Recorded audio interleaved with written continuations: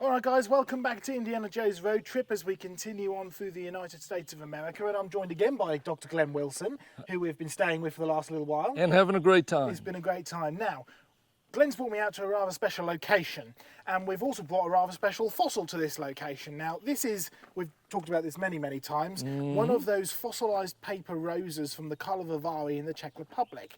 Now, fossil can be a bit of a contentious word, so do go back and check. We've done an entire creation conversations just on fossilization and mineralization and calcification and all of that, right?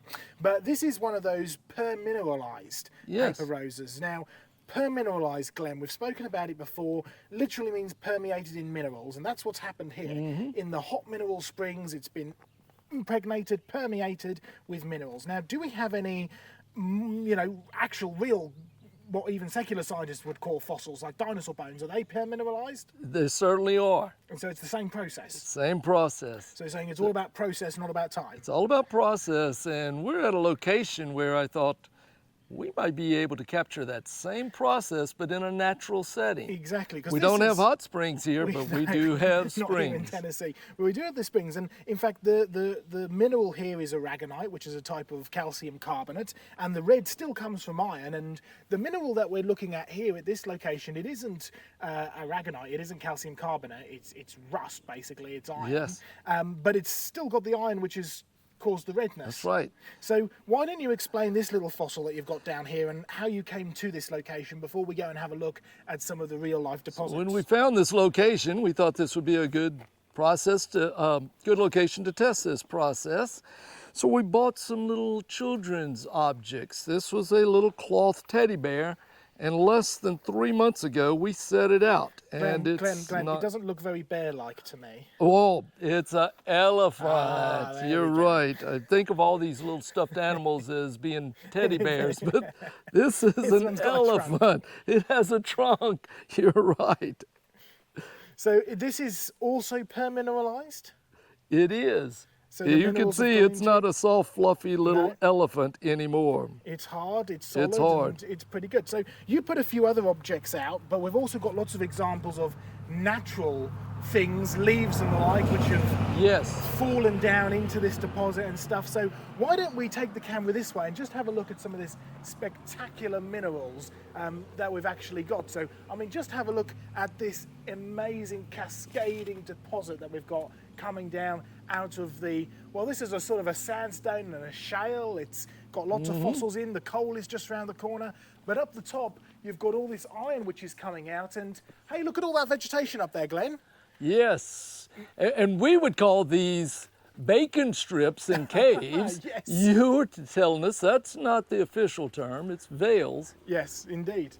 And we call them veils, but bacon strips, I've heard that terminology before, especially with the kind of coloration that we're dealing with here for sure. But you've got the vegetation at the top, and one of the big things that we've talked about at creation research is the fact that when you're dealing with stalactite and stalagmite type formations, whether they're calcium carbonate, limestone, or whether they're this rust stuff, a presence of organic microbes really seems to be the key in producing this. Yes. And that really seems to be what we've got here. Well, it's very active. You can see by all the growth on the side.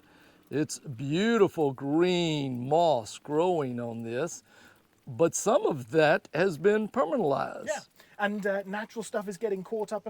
But I mean, what kind of time frame are we dealing with here, Glenn? When did you first come and start doing these experiments? We saw this 3 months ago, and it was about 2 weeks after that that we set this little elephant out. Okay, so just over 2 months ago, you set these things out, and they've permineralized in 5, 6, 8 weeks, something like that. That's right. Pretty solid. Well, let's carry on up here a little way then, because as we carry on up, we can carry on looking at some of this amazing deposit that's coming down here. In fact, we've actually seen deposits like this in England, Glenn, or rather I shouldn't say England, it's in Wales, but certainly in the United Kingdom. One of our Tites and Mites field trips just a few weeks ago, We went to Sig and Copper mines. We've published about it in our book, Tides, Mites and Fossil Fights, so go and check that out.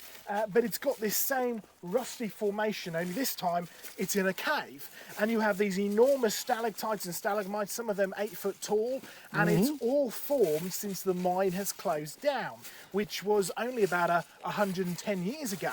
So it's really a process, and it can be a very quick one. And this road cut is certainly not 100 years Well, there old. we go, exactly. In fact, we could probably get it up on the maps and work out exactly when this was put in. But it really makes that important point. Now, we're going to come head up here because this is where you laid out some of those teddy bear things and glove things and, you know, the soft, squidgy, porous material, which is now permineralized. And we've actually got some good examples of some natural fossils as well. So let's come down here. Whoop! I went down a bit faster than I intended. You almost made this real exciting. Indeed. But you come down here, Glenn. I'm going to take the camera and just give us a little bit of an update as to the other things that you've done. Well, we have a little children's glove, a mitt, and then we have a face mask as well. Now, the face mask was buried under all these leaves that I then pulled back out the way. You can see we get fresh leaves coming in, but there are already leaves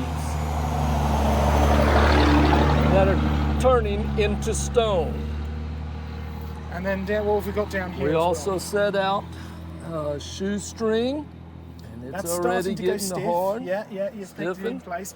But We set the teddy bear out right over here. That's where the elephant went. In I fact, mean the elephant, if yes. you have a look at this, these are rocks which have become completely encased in this mineral. All this, you see all this leaf material down here that's now rock solid. In fact, you can almost peel some of this stuff off and see all the individual leaves inside there. It's pretty amazing stuff, really. But what have we got up here? Look at this green, spongy algae growth. And then Oh, what's happening wait a here? minute, it's not spongy, it's hard. So it's again a fossilized moss. It's the Yes. same principle, really. And I mean, look at some of this Beautiful leaves that completely are made into fossilized the rock. leaves. Yes. Glued right in, absolutely beautiful. So we really are dealing with some amazing stuff. What have we got up here? Some of these stalactite things as well that are starting to drip down. Yes. Whoops, Soda drip down through the rock. straws. And so this is a fast process for sure. I mean, just look at some of these deposits that you can see over here. Absolutely amazing, cascading down the cliff face. So it's pretty spectacular. Let me give the camera back just up here. So we're dealing for sure with a process. Yes. Nothing to do with time, everything to do with a process. And we know that it's a fast process because we have a mechanism to time it. We can put the soft squidgy things, the little cuddly elephants and the gloves and stuff, and we can actually time how long it takes to form. And I think we should come back here over the years and kind of watch it start to grow out. We have another location to look at that's going to be fascinating, and we're going to set some new objects out. Okay, so that's so up that this you direction. can come back. Actually, we're going to go This down. direction. You better lead on then, Glenn, because I think I'm liable to get lost around here. So The whole fossilized. Let's go see it all fossilized. Let's go see what we've got down here. So it turns out that we went up the wrong ravine, but we could hear the other big waterfall over this way. How do you think you found it? I think so. Okay. Following an animal trail. I don't think it's a human animal. No. That looks more promising. Here we go. This is it. Now look at this. We need to go to that ledge. That ledge up there. All right. Some good deposits down here already. And you can also see, Glenn, just immediately noticing, and I'm just noticing this as we go, see all the foam? Yeah. That's indicative of biological material that's building it up. It's like the hummus, you see the smell? So we've definitely got biological material here going on as well, which is probably what is going to be one of the major catalysts to producing all of this deposit. So we're going up to this ridge just up here, yeah? Yes. Let's head on up. You can see all of the biological material that's permineralizing down here. See all the leaves and everything as well. These leaves are crunching under our feet. And you get a good smell as well. Yes, you rotting do. and decomposing. So it's definitely full of microbes, bacteria, organic material, which is going to be helping this. All right, look at all these little natural pools with natural dams around them. And these natural dams are just built up leaves. Just leaves that are fossilized. Just all the organic material hardened into stone. Making these little dams for all these little pools.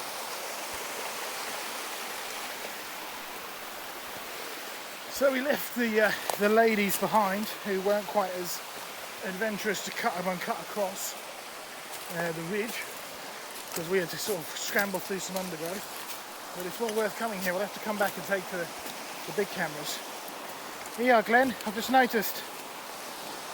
Deadliest mushroom in the world. Yes, I saw. That's the death cap. It's a mixture of like about 16 different toxins. About a quarter of a tablespoon will kill you, and there's no known antidote. So, pretty serious stuff, really. Of course, in a good world, Adam would have been able to munch into that, no problem. But we don't live in a good world anymore. This is beautiful. We've got a good old pool, and you can have a look, see, inside the pool, it's all built up of all this material that is preserving all of these twigs. And you've got loose and flappy leaf, but as it comes up, it becomes rock solid.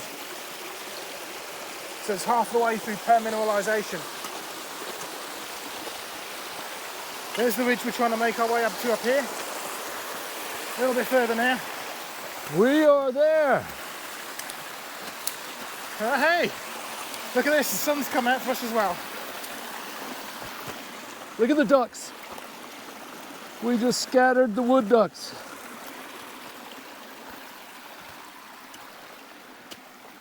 There goes some more wood ducks down there. So this isn't even the one I came to before. This isn't the one? No, it's down there. It's further up there. But it's equivalent to this one. It's pretty good though. Got And a you lot can of see biological material in there, which is then cascading down. and this thing is real deep.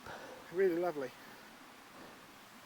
Let's go along the edge, and then we'll find a place where we'll go down.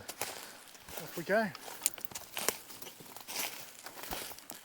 Got more mushrooms. These are earth balls, and you can break them open. Look at that. I'm going to go up to this ridge and walk it. It smells pretty nice. They've actually got a really sort of earthy umami flavour, quite strong, almost sort of sulphur-like. I quite like it. Pretty nice. Let's keep making our way through here. Really going through the undergrowth up here now. All right.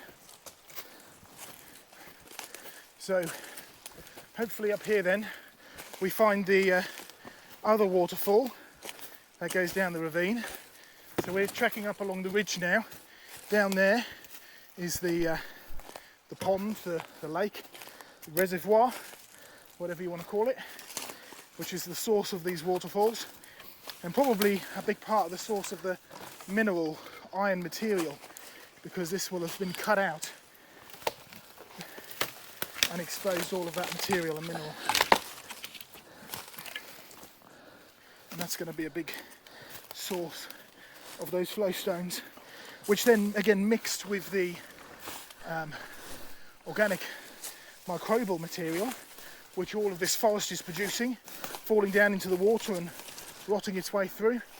You've got the perfect conditions to produce these stalactite formations, flow stones, veils, or bacon rocks, or whatever it is that Glenn was calling them earlier. Yeah, we call them bacon strips because they look like bacon Strips that they hang in a smokehouse before they cut it. Yeah. Way through the trees. I hear another one going, Glenn. We can see it down there. Just over in that direction there. Yeah, you can just about see it. That's good. hopefully that's the one that you came up the first time, but that means we've then explored All three three branches. different branches of the same.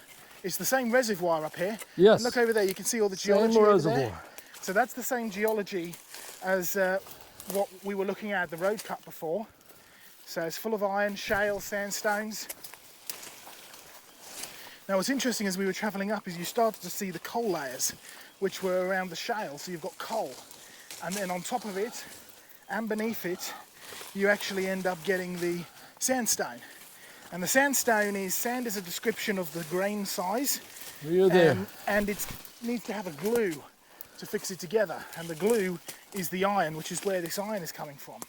But of course, Glenn, coal, where's coal supposed to form geologically? Well, it forms there at the bottom of that Pennsylvanian, right above the contact with the Mississippian limestone. And of course, according to And then- secular science, it's supposed to form in what kind of an environment? Oh, it's supposed to form in swamps. Okay. We hope to go and explore the swamps and talk to some of my relatives who lived in the swamps and still live in the swamps. But of course, you do have to ask yourselves a couple of questions. The first one is, if we go and speak to these relatives who live in the swamps, I doubt they'll see much coal forming. Because Well, they're definitely not coal miners. No. They're craw fishermen and cat fishermen. but there's very little coal that forms in swamps nowadays. But the second question you have to ask is, where did all the sand come from, both beneath and above it? Because that's not indicative of a swamp either, with the rich sandstone. So, got to get through here now. Just push our way through. And if the present is the key to the past, well, when you map out the locations of the swamps and you map out the locations of the coal deposits, the two do not associate at all. Well, it looks like we've come up to the next waterfall plateau. Yes, this is it. Look at all the benches, the big benches. Very deep, yeah. That's really deep out there. Look at all that slime and muck and gunk. And This it is the was source of your bacteria. crystal clear when we were here in March. You could see the bottom, beautiful bluish water. But now like this. This just shows you how quick it can change ecologically, and really that's a key part of this geologic process. Alright, let's make our way down. So we're just basically using these as stepping stones down the ravine, and following all of this beautiful material, this ironstone, which is forming up and producing the cascades and everything else. Incredible.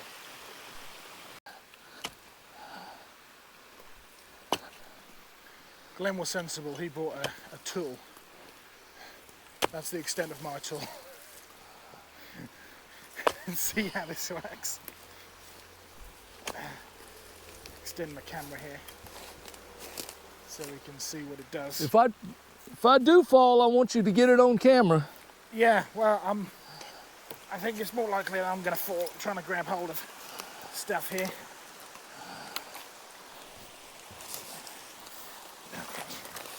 I'm going. Well, that didn't do much. Of course, I it doesn't hit help myself half in the the trees are head. dead. And so you go to lean on them and they just sort of crack. All right, we're almost down to a much safer place.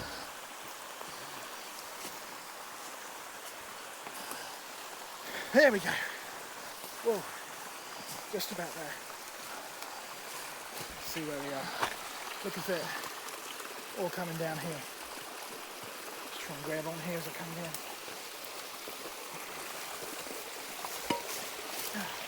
So look at these. What have you got? Fresh leaf, permanentized leaf. Solid, It's as eh? hard as stone. And a fresh leaf. This is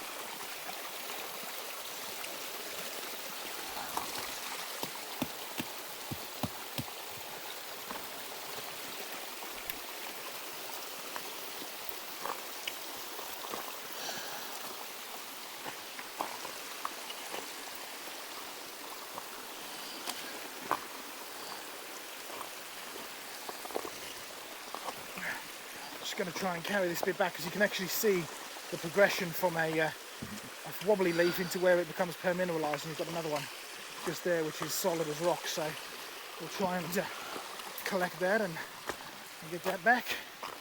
Just pop it down here for a second while I put my hammer away.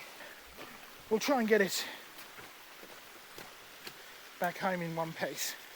Of course, clambering down the side of a mountain in a waterfall, carrying this doesn't always I would end love well. to plate this out and see what type that. Oh, That is just it's like a green slimy slime. gunge. It's like the Japanese netweed stuff, but it's all biological. Look what I've got here. I've got a sample nice. of it. So can you see how it's going, right? So if you look down here, you've got this soft leaf, and look about here, it becomes solid, and here it's solid as well. So we're going to try and see if we can get that back in one piece. And between the two of us, we can try and bring it down. Watch walking on that. But yeah, hopefully that's a really nice display piece.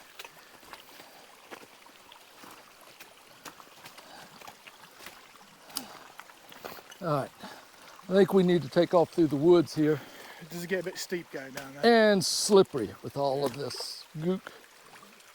Gook. Let's make our way back into the woods then. Cutting our way through the undergrowth once more. But overall, a good set of finds, but it just sort of shows you just what You okay? we creation researchers go through in order to bring you good finds. It's getting pretty late in the evening now, and we've spent most of the afternoon tromping our way up and down waterfalls. But good times. Yeah, I really think you've hit onto a good location here, Glenn. All right. There you go, got some cauliflower fungus down here. It's in good state as well. This stuff tends to be edible, but doesn't taste all that great. So we're still following along down the side of that waterfall. There we go.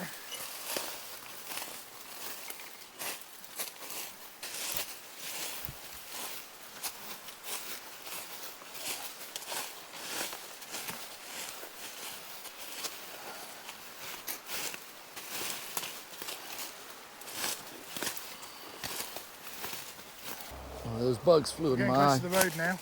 Yes. I don't see the ladies yet.